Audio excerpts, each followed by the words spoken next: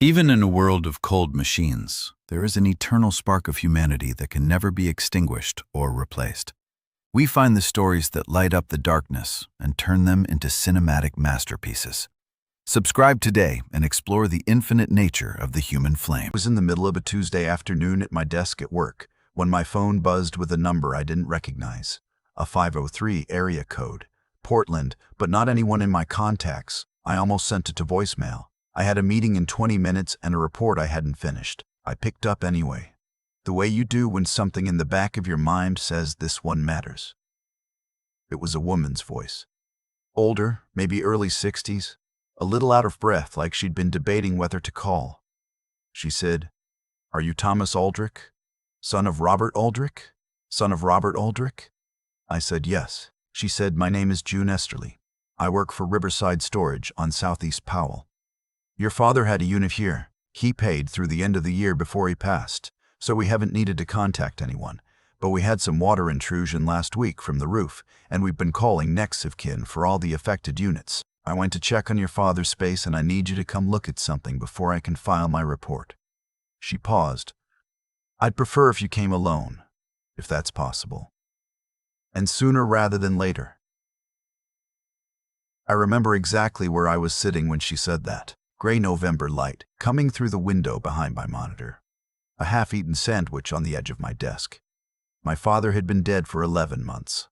My name is Thomas Aldrich. I'm 52 years old. I live in a 2-bedroom house in Beaverton, Oregon, about 25 minutes from the storage facility where my father had apparently been keeping a unit for reasons I had no knowledge of whatsoever.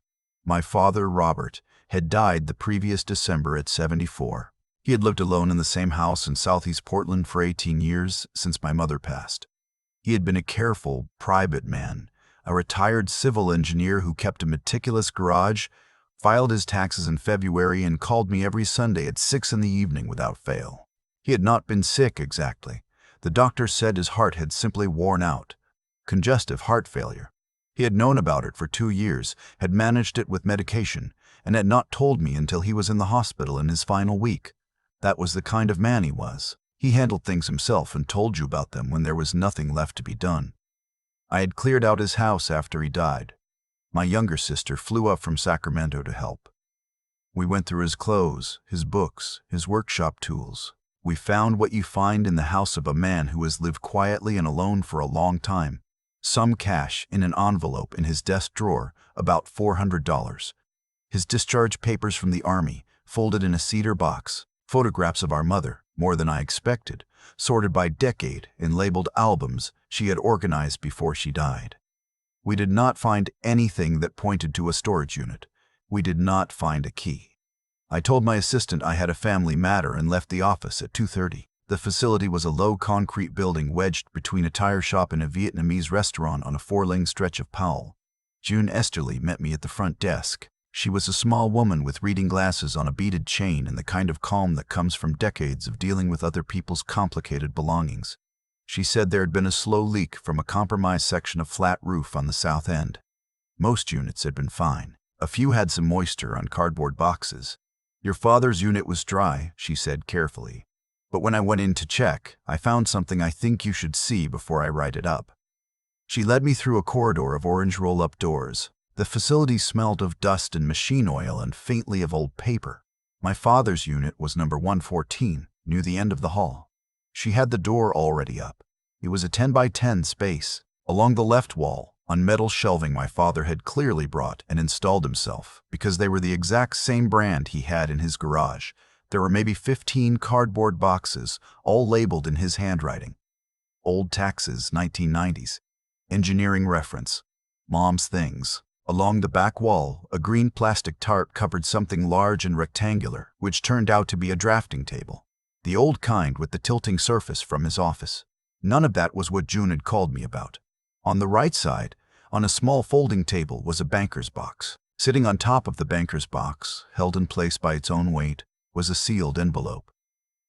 My name was written on it in my father's handwriting. "To Tommy, if I don't get the chance." That was all it said. June said she hadn't touched anything except to verify no water damage. She said she'd give me some time and would be at the front desk when I was ready. She left without looking back, which I appreciated. I stood in that storage unit for a long moment. The fluorescent light hummed. Somewhere deeper in the building, a roll-up door rattled open. My father had not called me Tommy since I was about 12 years old. I opened the banker's box first, not the envelope. I don't know why exactly, except that the envelope felt like the last thing, and I wasn't ready for the last thing yet. The box contained 3 categories of documents. I could see that right away. On the left side, financial statements, bank records, quarterly investment summaries, what looked like correspondence with a wealth management firm I didn't recognize. My father had never mentioned a wealth management firm to me. As far as I knew, he had a checking account, a savings account, and a pension from the county. In the middle of the box, a spiral notebook, college-ruled, the kind you buy in a 3-pack at Walgreens. My father had written on the cover in permanent marker, in his precise engineer's hand, R.E. Swirch. On the right side, a manila folder. Inside the folder, printouts, emails, meeting notes formatted on company letterhead, and 2 photographs printed on regular copy paper showing my father sitting at a restaurant table across from a man I had never seen. I took the notebook out first. My father's handwriting was economical. Small capital letters, no cursive, the way engineers write when they've spent 40 years putting notes on blueprints. The first page was dated 2.5 years before his death. He had written, "First irregularity noticed. Quarterly statement does not match projected returns by approximately $6,200. Called and was told it was a market correction fee, standard language, not itemized." The next entry, 3 weeks later, requested itemized fee breakdown in writing. Was told they'd mail it. Nothing received after 30 days. My father had been keeping records. Dated, numbered, specific. The way he kept records of everything. The way he had kept records of the repairs on our childhood home, the maintenance logs for his cars, the notes on my mother's medical appointments in her final year. My father documented things the way some people breathe, automatically, because the alternative was to not know what had actually happened. I had to put the notebook down after about 15 minutes. I leaned against the metal shelving and looked at the drafting table under the green tarp and thought about how long he had been coming here, how he had driven down Powell on some regular basis and sat in this 10-by-10 room going through papers and writing things down, alone. I went back to the notebook. Over the following months, my father had tracked 19 separate transactions he had come to believe were unauthorized. They ranged from $4,000 to $38,000. The total, which he had circled twice on a page near the back, was $214,000. The money had come from the investment account, not his pension, not his checking. I had not known the investment account existed, which meant I had not known $214,000 existed, which meant I had not known it was gone. But that wasn't what made me sit down on the concrete floor of that storage unit. Near the middle of the notebook, my father's handwriting changed. Not dramatically, but I knew his handwriting the way I knew his voice. It got slightly larger, slightly less even. He had written a heading and underlined it. Secondary, concern. He had started getting dizzy spells about 6 months before the financial irregularities began, he wrote. He had mentioned this to his doctor and been told it was blood pressure, age-related, here's a prescription. But the spells had gotten worse, not better. He had started keeping a log of them too, dates and durations, on the back pages of the notebook. And then he had written something that I have gone back to dozens of times in the months since. He wrote, "I have been drinking tea every morning for about 18 months. Herbal blend. Harvey brings it. Has been bringing it since Margaret's birthday party. Says his wife orders it online for her arthritis. I stopped drinking it 11 days ago. Dizziness has decreased approximately 60%. This may be coincidence. Harvey Dodd had been my father's closest friend for 30 years. They had worked together at the county for over 2 decades. Harvey had retired a few years after my father. They had lunch every Thursday without exception. When my father was in the hospital, Harvey had been the first person I called after my sister. Harvey had been at the funeral. He had shaken my hand and told me your father was the best man I ever knew, and his voice had broken when he said it. I closed the notebook. I sat on the floor of that storage unit for a long time. The fluorescent light kept humming. I could faintly hear traffic on Powell. Then I opened the envelope. My father had written 3 pages. His handwriting was more careful here, more deliberate, like he had written it slowly. like he had rewritten it more than once. He started with an apology, not for what had happened, for not telling me while he was alive. He wrote that he had not wanted to involve me until he was certain, and that he had run out of time to become certain. He wrote that he was not certain, even now, about all of it. He wrote that he had never been a man who accused people without proof, and that the hardest thing about getting old was learning that the patience required for proof was sometimes the same thing as running out of time. Then he laid out what he knew. The wealth management firm was called Cornerstone Pacific Advisors. He had been referred to them 8 years earlier by Harvey, who had told him he was using them for his own retirement portfolio, that they were excellent, that the founder was a personal friend. My father had transferred a portion of his savings into a managed account. Over 8 years, the account had grown legitimately at first. The returns were modest, but real. He had trusted it. The irregularities had started about 2 years before he died. He had raised them with the advisor, a man named Fletcher Webb, who had given him the same explanations each time: market adjustments, administrative fees, portfolio rebalancing, language that sounded professional enough that my father, who was a careful man but not a financial man, had not immediately recognized it as evasion. But he had kept asking, and Fletcher had started avoiding his calls. Then my father had done what my father always did. He had gone back to the primary source documents. He had pulled out the original contract with Cornerstone Pacific and read every line of it for the first time. And he had found something. In the fee disclosure section on page 11, there was a clause authorizing the firm to collect a portfolio optimization assessment up to 2% of total assets annually, in addition to the standard management fee. My father had written in the margin of his notebook, next to a copy he had made of that clause, "This was not in the contract I remember signing." My copy has no page 11. The pages go from 10 to 12. The page had been inserted. Someone had printed a new page 11 with new language and inserted it into his copy of the contract after he had signed it. My father had figured this out because he was the kind of man who kept his signed documents in a fireproof box and who noticed when page numbering didn't add up. And then there was Harvey. My father had written this section in shorter sentences, less like an engineer's report and more like a man choosing each word carefully because he was writing about someone he had loved. He wrote, "Harvey referred me to Fletcher Webb. Harvey told me Fletcher was his own advisor. I have since checked, and this appears to be false.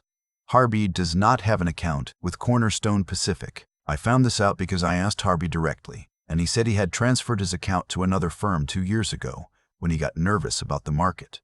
But when I asked him which firm he had transferred to and what prompted the timing, he could not answer me clearly. This was not like Harvey. Harvey always knows the answer to financial questions." My father had written one more line under that. "I do not want to believe it, but I have learned at 73 that not wanting to believe something is not the same as it being untrue." He had written that he was planning to take everything to an attorney.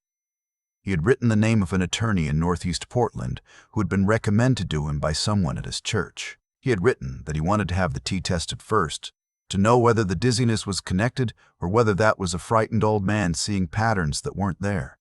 He had not gotten there in time. At the bottom of the last page he wrote, "Tommy, you were always the one who followed through. I trusted you would find this if something happened before I did.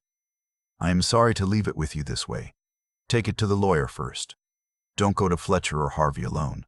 I mean that. These are not good men, and I do not want you to go alone." I sat in that storage unit until the light coming under the roll-up door shifted from afternoon to early evening. June Esterly came back once and asked if I needed anything. I asked if I could have another hour.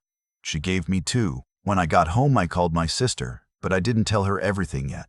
I told her I had found something at a storage unit and that I needed a few days to sort through it before I would know what it meant. She knew our father well enough to ask, "Is this bad?" I said I didn't know yet. I asked her not to say anything to Harvey. She asked why. I said I would explain when I knew more. I did not sleep that night. The next morning, I called the attorney my father had named in his letter. Her name was Roberta Kwan. She had a small practice in Northeast Portland focused on elder financial abuse, which I learned when I looked her up was a recognized and depressingly common category of law. I told her I had documents relating to what I believed might be financial fraud against my deceased father's estate. She asked how soon I could come in. I went that afternoon. Roberta Kwan was in her mid-50s, calm in the way that people who deal with grief professionally learn to be calm. She listened to the whole thing without interrupting. When I finished, she picked up the notebook and read for several minutes without speaking. Then she said, "This is organized. Your father was very organized." I told her that was probably the most accurate sentence anyone had said about him in his entire life. She moved quickly. Within a week, she had retained a forensic accountant named Douglas Fitch who specialized in investment fraud. Within 3 weeks, Douglas had traced the wire transfers through 2 shell companies back to a personal account held jointly by Fletcher Webb and a woman named Angela Goss, who turned out to be Fletcher's girlfriend and a licensed paralegal, who had access to document management software that made inserting pages into scanned contracts straightforward once you knew what you were looking for. Roberta filed a complaint with FINRA and the Oregon Division of Financial Regulation simultaneously. She also contacted the Multnomah County District Attorney's Office through a colleague who worked financial crimes. About the tea, I had brought the remaining packets from my father's house, which I had kept without knowing why, in a kitchen cabinet I hadn't gotten around to clearing. A toxicologist recommended by Roberta had them analyzed. The blend contained elevated levels of oleander extract, not enough to kill quickly. Enough taken over 18 months by a man with an already compromised heart to accelerate the deterioration significantly. The toxicologist told me this in a phone call on a Thursday afternoon in late February, and I had to pull my car over on the side of the road because I couldn't drive anymore. My father's cardiologist, when Roberta contacted him, reviewed his records in the context of the T findings and wrote in a formal letter that the presentation of my father's cardiac decline had been notably accelerated compared to what he would have expected, given my father's baseline and medication adherence. He could not say definitively that the oleander extract was causative. He could say it was consistent. Fletcher Webb was arrested on a Wednesday morning in March. The charges were wire fraud, securities fraud, and elder financial abuse, which carries enhanced sentencing in Oregon. The investigation into the T was treated separately, referred to a detective in the DA's office who handled a broader category of cases involving suspected harm to elderly victims. Harvey Dodd was interviewed twice before he was charged. He maintained in both interviews that he had referred my father to Fletcher Webb in good faith, that he had genuinely believed the firm was legitimate, that he had no knowledge of any fraud. What the investigation eventually showed, through phone records and bank deposits, was more complicated than that. Over a period of about 3 years, Harvey had received 14 cash deposits ranging from $1,500 to $8,000. They had been deposited at various ATMs, always in amounts under the federal reporting threshold. They traced back, through a circuitous route that the forensic accountant described to me as almost insultingly transparent once you knew where to look, to one of the same shell companies used by Fletcher. Harvey had referred at least 3 elderly men from the county engineering department to Cornerstone Pacific. He said he hadn't known they would be defrauded. He said he thought it was a legitimate referral arrangement, like a finder's fee. He said he hadn't asked too many questions because he'd needed the money.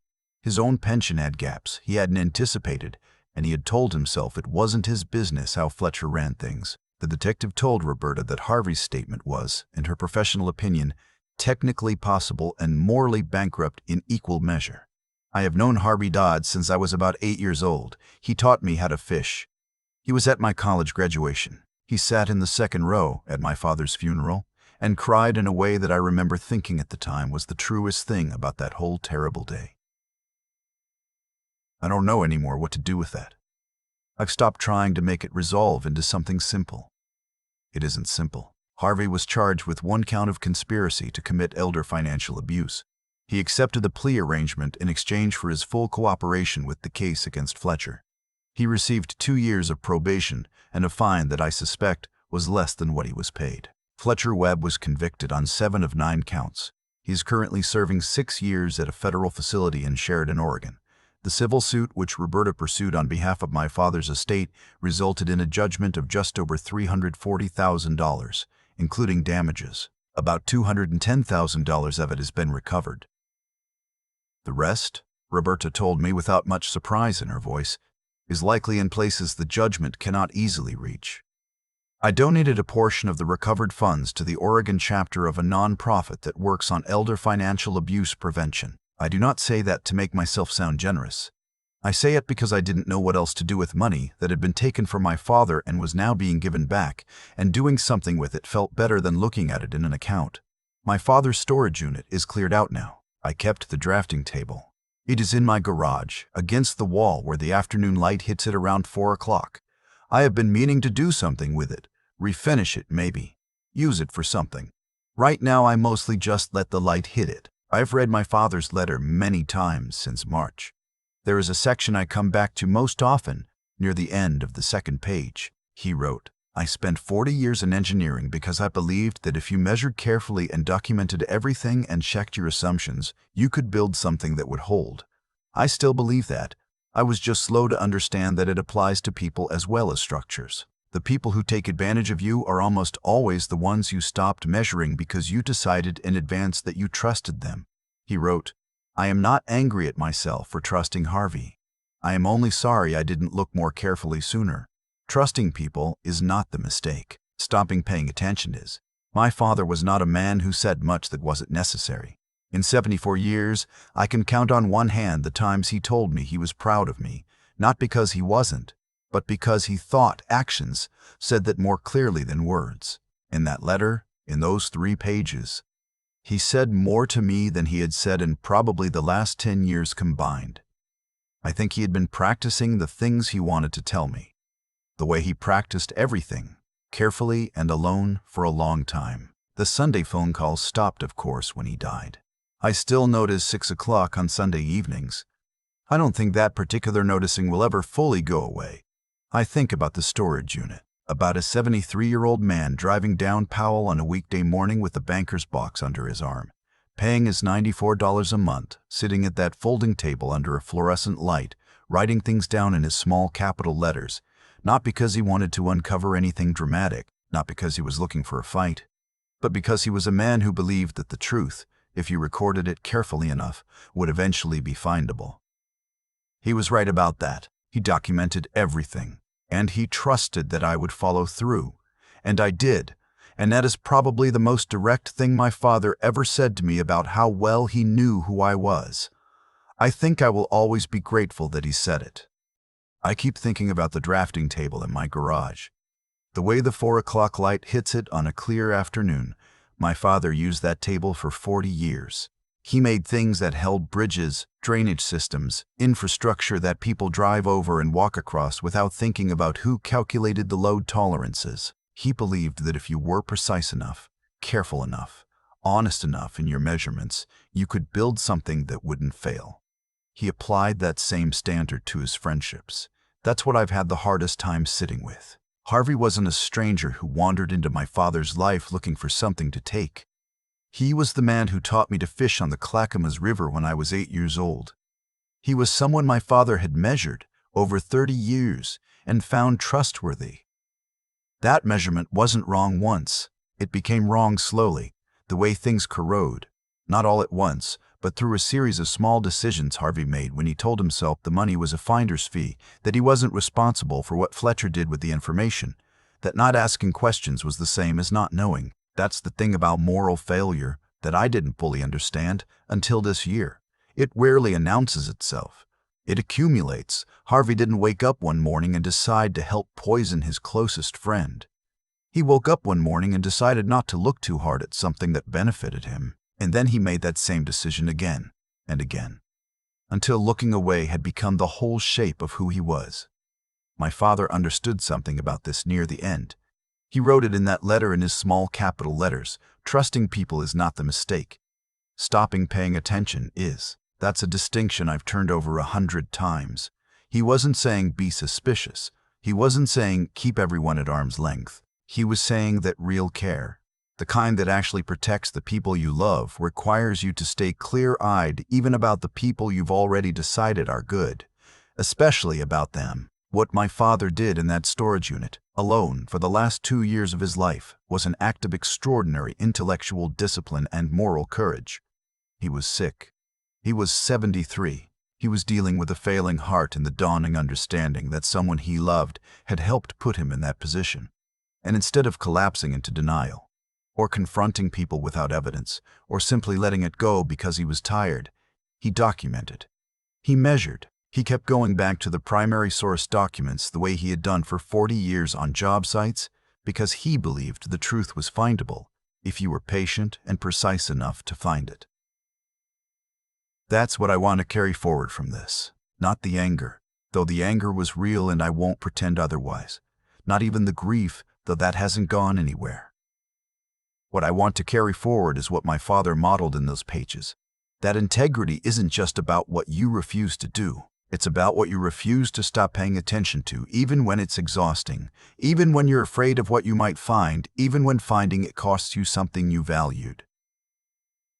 He trusted me to follow through. I did. That's the most direct thing my father ever said to me about who I was, and I think it's the most important thing he ever left me.